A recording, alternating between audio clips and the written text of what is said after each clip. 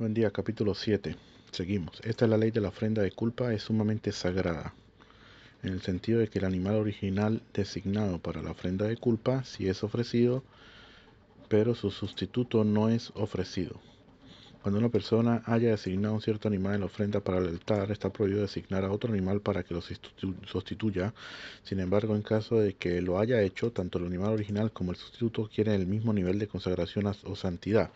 Por esta razón, ambos son ofrecidos en el altar. Sin embargo, tratándose de una ofrenda de culpa, puesto que la Torá lo define específicamente en términos de santísimo, ello implica que en caso de que la persona que desea ofrecer la ofrenda de culpa haya designado otro animal como sustituto del animal original que designó, la consagración que el animal original adquirió no se pierde, sino que siempre permanece sobre él. Por esta razón, el animal original siempre puede ser ofrecido en el altar, y en cuanto el animal sustituto no adquiere el mismo nivel de consagración que el animal original, por lo que no puede ser ofrecido en el altar. Por otra parte, puesto que también fue consagrado, no puede ser ya utilizado para fines profanos.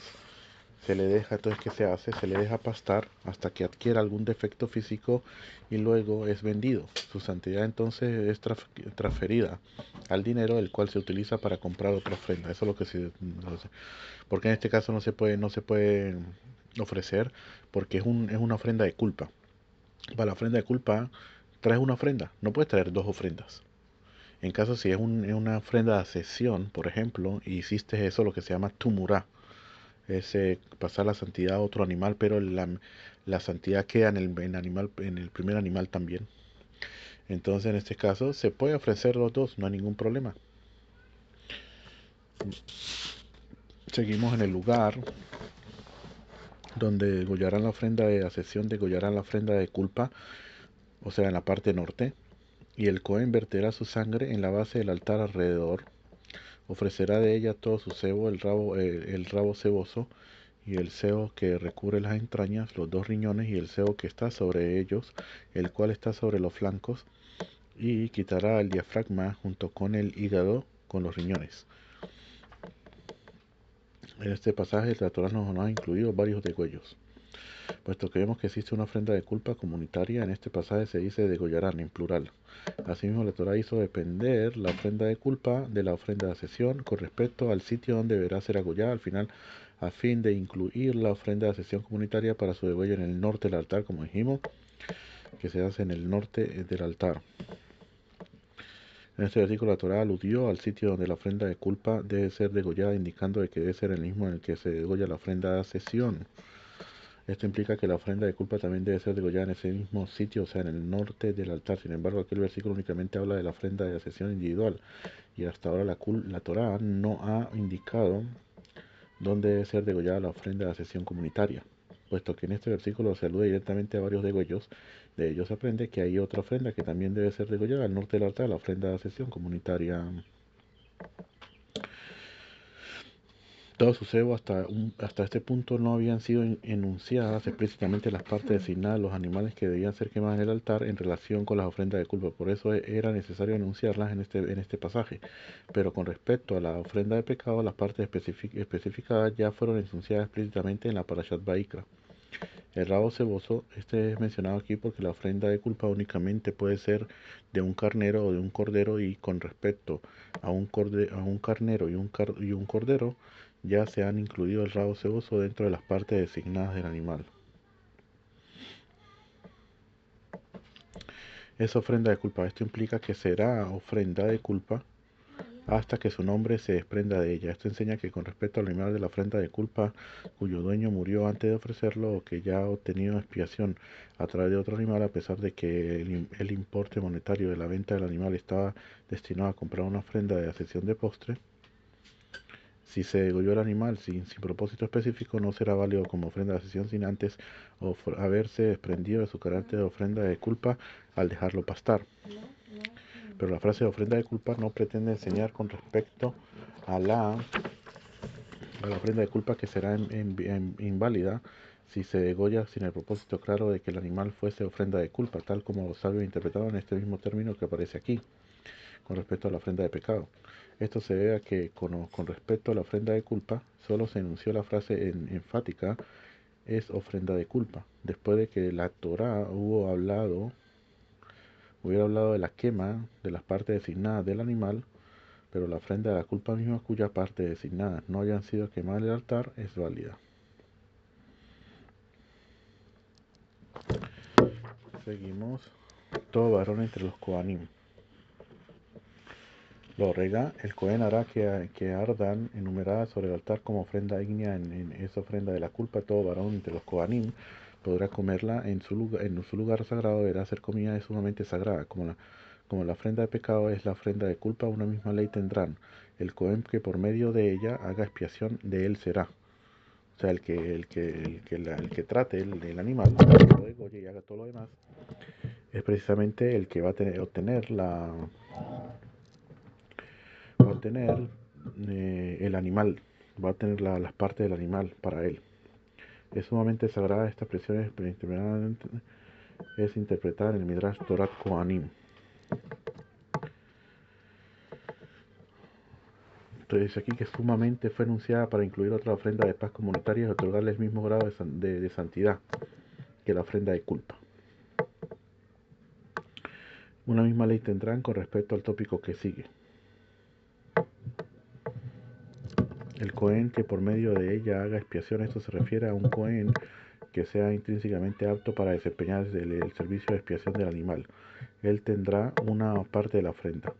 Ello excluye a un Cohen que se ha sumergido en las aguas de un mikve en ese mismo día, a un Cohen que le falta una ofrenda de expiación para completar su proceso de purificación, así como a un Cohen en duelo el mismo día de la muerte de su pariente, que en este caso ellos no pueden comer,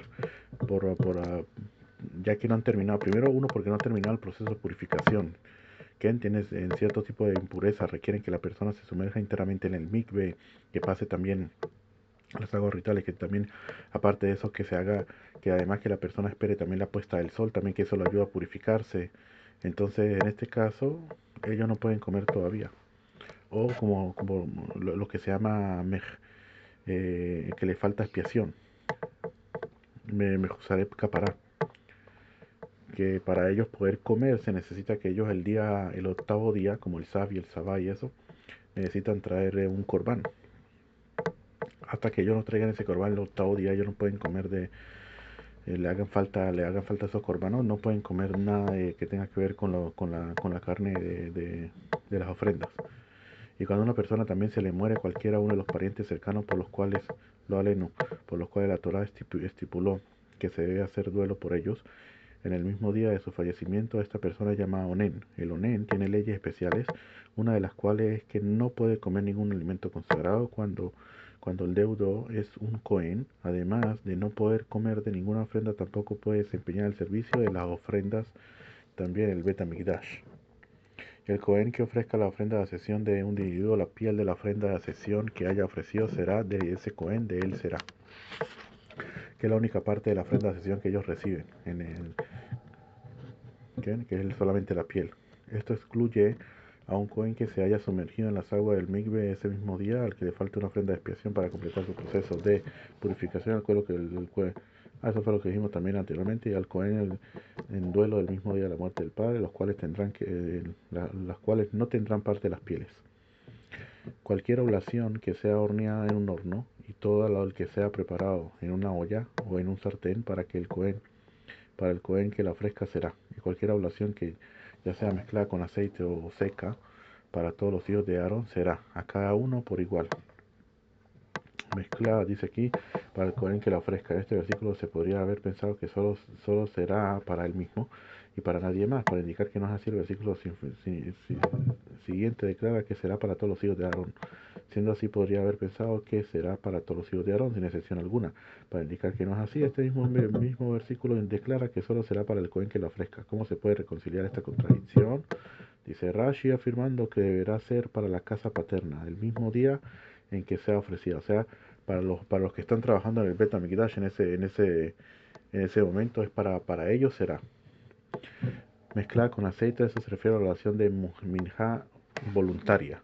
o seca. Esto se refiere a la oblación de un pecador, así como la oblación de celos, la cual no contiene aceite. ¿Y por qué no contiene aceite? Hablamos sobre esto anteriormente, como trae el tratado de Menajot, que dice Rabbi Shimon Bar Yochai, que todas las que tengan que ver con pecado y todo lo demás no traían, si eran animales, no traían el vino, los nesajim, ¿sí? Y si son las oblaciones, tampoco traían tampoco aceite, para que la persona no trajera y dijera, wow, fíjate lo que yo traigo, eh, una, una, un sacrificio muy importante y todo lo demás. No, al revés, para que supieras que el sacrificio no es como los demás sacrificios que traían vino, traía esto y todo lo demás. No, que la persona tuviera remordimiento de lo que había hecho. Esta ley del sacrificio de la ofrenda de paz que alguien ofrezca al Eterno. Si la ofrece como ofrenda de agradecimiento junto con el sacrificio de ofrenda de agradecimiento, deberá ofrecer hogazas de pan sin levadura mezcladas con aceite, o obleas sin levadura utilizadas con aceite, y hogazas de semola escaldada mezcladas con aceite. Junto con hogazas de pan leudado deberá ofrecer su ofrenda con el sacrificio de su ofrenda de paz de agradecimiento. Vamos a ver qué nos dice Rashi aquí. Si la ofrece como ofrenda de agradecimiento. Esta frase quiere decir, si a causa de un sentimiento de agradecimiento por un milagro, es decir, que haberse liberado de una situación altamente peligrosa que le haya ocurrido al individuo que la ofrece, esto se aplica, por ejemplo, a los que viajaron por mar, a los que atravesaron el desierto, a los que estuvieron encerrados en una prisión y fueron liberados, y a un enfermo que se curó, los cuales necesitan agradecer a Dios por haberse liberado del peligro. Pues con respecto a ello está escrito, agradezcan al Eterno por su bondad y sus prodigios para los seres humanos. ¿Quiénes son los cuatro que Hayabim Leodot, que deben agradecer? ¿Sí? Aquí porque de repente el enfermo podría decir, ah, el doctor me curó. No, el doctor no te curó, el que te curó fue Hashem. Así con referente a los demás. El de la prisión, ah, no, todo bien por lo que el de allí era amigo mío. El de la prisión era amigo mío, no me pasó nada. Todo esto porque hay un SAT que la persona puede decir supuestamente que se, se no murió o no le pasó nada porque por el doctor o por esto, por lo otro. Caja me envía a hacer sin show. Y también se declara respecto del Goyará ofrenda de agradecimiento. Este versículo quiere decir que si por cualquiera de estos motivos de agradecimiento el individuo hace un voto de ofrecer estas ofrendas de paz, entonces deberá hacer ofrendas de paz de agradecimiento y requerirán el pan mencionado en este mismo versículo, y solo podrán ser ingeridas durante un día y una noche, como se declara explícitamente en este contexto. Seguimos junto con el sacrificio de ofrenda de agradecimiento deberá ofrecer 4 tipos de panes. Cada uno traía 10, 40 en total. Se le daba 4 al Cohen y él se quedaba con 36.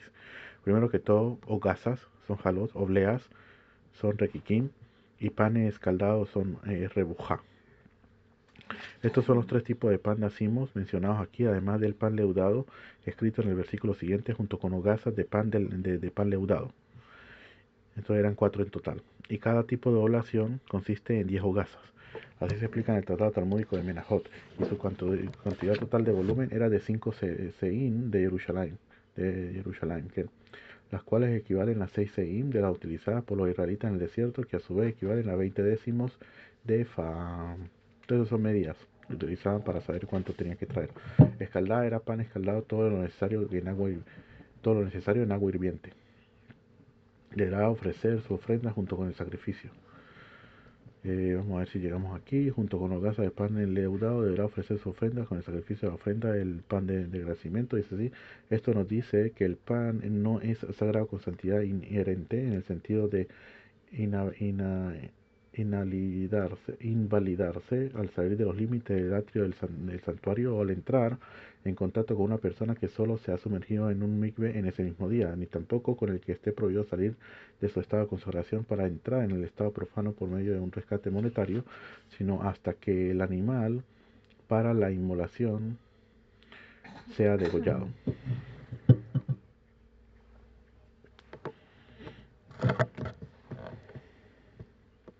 Hay objetos cuyo estado de consagración o santidad no es inherente al objeto mismo, sino que solo tiene un valor monetario. En tal caso, su dueño tiene todo el derecho de redimirlo por dinero cuando quiera, de este modo sacando completamente el objeto de su estado de consagración.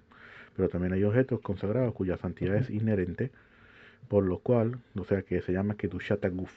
Lo que dijimos anteriormente es Kedushat Adamim, quiere decir de que la Kedusha queda en el valor de ello, y son cosas que por lo normal no se pueden sacrificar en el Bet HaMikdash, por lo tanto la santidad queda solamente en el Damim, en el dinero, y se puede redimir. Que era, por ejemplo, la persona quería donar, por ejemplo, una mesa al Bet HaMikdash, lo podía hacer. Eso tiene solamente Kedushat Damim, solamente tiene una santidad, dice como dice aquí, que es una santidad, no es inherente al objeto mismo, sino que solo tiene un valor monetario. Y por lo normal que hacían, lo tomaban y lo redimían si necesitaban el dinero. Pero lo que tiene Kedushat Aguf, que son, por ejemplo, lo que sí se puede sacrificar en el Bet HaMikdash, eso sí no se puede redimir en caso tal, sino que se tiene que sacrificar en el altar. ¿Okay? Pero también hay objetos consagrados cuya santidad es inherente, lo que se llama Kedushat Aguf, por lo que no salen del estado profano por medio del rescate monetario. Tales objetos se invalidan para su uso en el santuario, es decir, para ser ofrecidos. Si salen del atrio o si un sumergido en el mismo día los toca, al decir aquí el versículo que deberá ofrecer su ofrenda junto con la inmolación, ello quiere decir que el pan únicamente entra en la categoría de ofrenda cuando la ofrenda de agradecimiento es degollada, pero no antes. O sea, la santificación entra a los panes cuando cuando se degolla el animal y no antes. Hay que caerle ese hombre cuando se lanza la sangre también, quizás de Mahloket, sobre eso, si es sobre cuando ya se degolló o cuando se tiró la sangre. Uno de cada ofrenda, es decir, que deberá separar un pan de cada clase de pan a modo de porción para el Cohen que desempeña el servicio de la ofrenda, y el resto del pan es comido por el dueño. Y la carne del animal también es para el dueño, excepto su pecho y su muslo, como se declara explícitamente al respecto al vaivén del pecho y el muslo de la ofrenda de paz y la ofrenda de agradecimiento. De aquí también es llamada ofrenda de paz. Seguimos, de ella deberá ofrecer uno de cada ofrenda, como dijimos anteriormente, una porción aparte para el Eterno, para el Cohen que arroje la sangre de la ofrenda de paz, de él será, y la carne sobre sacrificio de ofrenda de paz, de agradecimiento. Esta frase dice, en esta frase hay varias inclusiones explícitas cuyo propósito es incluir la ofrenda de pecado y la ofrenda de culpa, el carnero del Nazareo, y la ofrenda festiva de Hagigá, del 14 de Nisan, los cuales también eran ingeridas durante un día y una noche. ¿Okay? El agradecimiento deberá ser comida en el día de su ofrenda, no deberá dejar de ella hasta la mañana. ¿Okay? Y semejante al tiempo prescrito para comer su carne es el tiempo prescrito para comer su pan, sino que no dejará de dejar hasta la mañana, porque ya cuando lo deja a la mañana eso se llama notar, ya no se puede comer, sino que podrá comerlo durante el transcurso de toda la noche, siendo así porque nuestro maestro declaró que solo deberá ser comido hasta la medianoche, con el propósito de alejar el ser humano de la transgresión. No vaya a ser que de repente coma y de repente llegue la mañana y siga comiendo, y en ese caso transgreda el notar, lo que se llama notar. Seguimos, y si su ofrenda de sacrificio es por un voto o una donación, en el día que haya ofrecido su sacrificio deberá ser comido, y al día siguiente lo que sobre de ella podrá ser comido. Entonces dice, es decir, que la persona no trae las ofrendas por agradecimiento a causa de un milagro que le haya ocurrido, sino por las razones mencionadas aquí. En tal caso, no precisará de traer pan junto con la ofrenda, y la ofrenda misma podrá ser comida durante el transcurso de 2 días, como se declara explícitamente en este versículo. Y al día siguiente lo que sobre ella el primer día podrá ser comida en el segundo día, es lo que dice aquí. ¿Okay? Seguimos, pero lo que quede de la carne del sacrificio en el tercer día deberá ser quemado al fuego. Y si algo de la carne del sacrificio de su ofrenda de paz estaba destinado a ser comido al tercer día, no será aceptable. El que ofrezca no deberá pensar así, permanecerá rechazada, y el alma que coma de ello portará su pecado. Esto es lo que se llama pigul. ¿Okay? El pigul rechaza el animal, automáticamente lo invalida. Y hay dos tipos de pigul. El pigul pueden ser que el que la degolló, el animal, ¿sí? Hay bastantes cosas, la digo yo, cuando lanzó la sangre, o cuando lanzó, cuando lo digo yo, pensó en lanzar la sangre fuera de comerlo. Hay bastante tipo de pegul, pero en este caso, para hacerlo más de Rashi también va a estar aquí.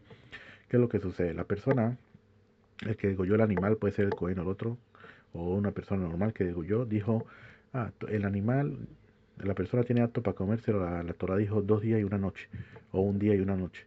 Entonces, si tiene un día y una noche para comérselo, entonces la persona llega y dice, yo me lo como dentro de 2, 3 días. En este caso, hizo pigul. Y, entonces, eso se llama hutz mizmano, fuera del tiempo, prescrito. Y si la persona come, ya que ese animal ya se hizo inválido, y si la persona comió de ese animal, en ese caso la persona va a tener la, la va a obtener karet, la pena de karet. Y está el otro que se llama Hutzim Mekomo. Hutzim Mekomo quiere decir de que hay animales, por ejemplo, los leves, los Kodashim Kalim, que ellos se pueden comer dentro de Jerusalén. Pero están los Kodashim, Koche Kodashim, que son de alto nivel de santidad, que ellos se pueden comer solamente dentro del atrio, de ahí donde se fue sacrificado para los Kohanim. Entonces la persona, ¿qué pasa? Lo digo, yo dice, yo me lo voy a comer en Ashdod, me lo voy a comer en Tel Aviv. En ese caso también hizo pigul, en este caso con el lugar. Eso se llama Hutzim me como, fuera de su lugar. Quiere decir, queda automáticamente inválido ese animal. Pero si la persona comió de ello, ¿qué? En ese caso no va a tener karet, sino que va a tener un laf. O sea que una transgresión de no hacer. Esa es la diferencia entre uno y lo otro. Y la carne que toque cualquier cosa impura no podrá ser comida, deberá ser quemada al fuego, pero de la carne no contaminada toda persona pura podrá comer la carne. Y el animal que coma, que coma, y el alma que coma carne del sacrificio de la ofrenda de paz, que es para el Eterno, teniendo su impureza en ella, esa alma será cortada de su pueblo. Eso fue lo que dijimos anteriormente. Bien. Este, no vamos a meternos sobre todo lo que dice Rashi, porque prácticamente todo lo que dice Rashi es lo que precisamente explicamos con referente a ello. Y si una persona toca cualquier cosa contaminada, ya sea impureza humana o impureza del cadáver de un animal o el cadáver de una criatura repugnante impura, y come la carne del sacrificio de la ofrenda de paz que es del Eterno, esa alma será cortada de su pueblo. ¿Bien? Seguimos, y el Eterno habló a Moshe para decir, habla a los hijos de Israel para decir, cualquier cebo de un toro o de una oveja y una cabra no podrán comer. Está la prohibición de comer el cebo. El cebo de un animal no degollado y el cebo de un animal leccionado podrán ser destinados para cualquier utilización, pero no podrán comerlo. O sea, en este caso nos está diciendo de que se puede tener anahá, un disfrute de ello, pero no puede comerlo. Ese tipo de anahá puede agarrar el cebo y utilizarlo para hacer por ejemplo, neroto, ¿sí? Para hacer velas o cosas así. Pues todo aquel que coma del sebo de una especie de animal de la cual no puede ofrecer una ofrenda digna al Eterno, el alma que la coma será cortada de su pueblo. No comerán cualquier sangre en toda su morada, ya sea de un ave o de un animal terrestre. Toda persona que coma cualquier sangre, esa alma será cortada de su pueblo. Esta frase está pronunciada, dice aquí Rashi, para enseñar que respeto el cebo prohibido, que no transmite la impureza de cadáveres de animales que no fueron degollados.